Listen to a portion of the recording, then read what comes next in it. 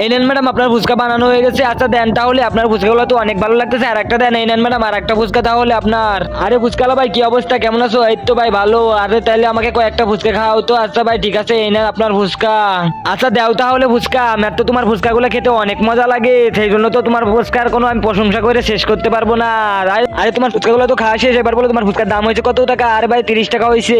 আরে ফুচকালা ভাই, আমি তোমার মানি ব্যাগটা খুঁজে পাইতেছি না, মনে হয় মানি ব্যাগটা কোথাও পড়ে গেছে। আরে ভিখারি বাচ্চা, তুই এইবার তোমার ফুচকার প্রশংসা করে এবার বলতেছিস মানি ব্যাগ হারা গেছে, এটাই তোদের ধান্দা না? আরে ভাই তুমি থামো, এই বড় লোকরা না এরমই হয়, আগে এসে খাবে তারপরে বলবে টাকা নাই, মানি ব্যাগ হারাই গেছে, এইসব বাহানা বানাবে, বুঝছো? আরে না না ম্যাডাম, আপনি যাকে গালাগালি করতেছেন সেই তো আমার দোকানটা দিয়ে দিয়েছে, তাহলে শোনেন কিভাবে সে আমাকে দোকানটা দিয়ে দিল।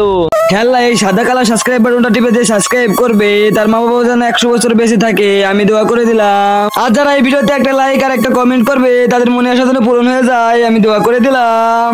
আরে তুমি সুস্থ হয়ে ভিক্ষা করতেছো কেন? আরে ভাই আমি তাছাড়া কি করবো, আমার তো কোনো টাকা পয়সা নাই। আচ্ছা দাঁড়াও তাহলে, এই ফুচকালা ভাই তুমি একটু দাঁড়াও, ধরো তোমাকে আমি 1 লাখ টাকা দিলাম, তুমি আর ফুচকা ঠেলাটা আজকে থেকে আমার, এই ধরো তোমার এই ফুচকা ঠেলাটা আমি কিনে দিলাম, এই ফুচকা ঠেলা দিয়ে আজকে থেকে তুমি ফুচকা বিক্রি করবে। আরে ভাই আমার ভুল হয়ে গেছে, আমাকে মাফ করে দিন। আরে ম্যাডাম আপনি কেউ ব্যাপারে কিছু করার আগে আগে তার ব্যাপারে যাই না নেবেন, আগে কিছু করবেন না কাউকে।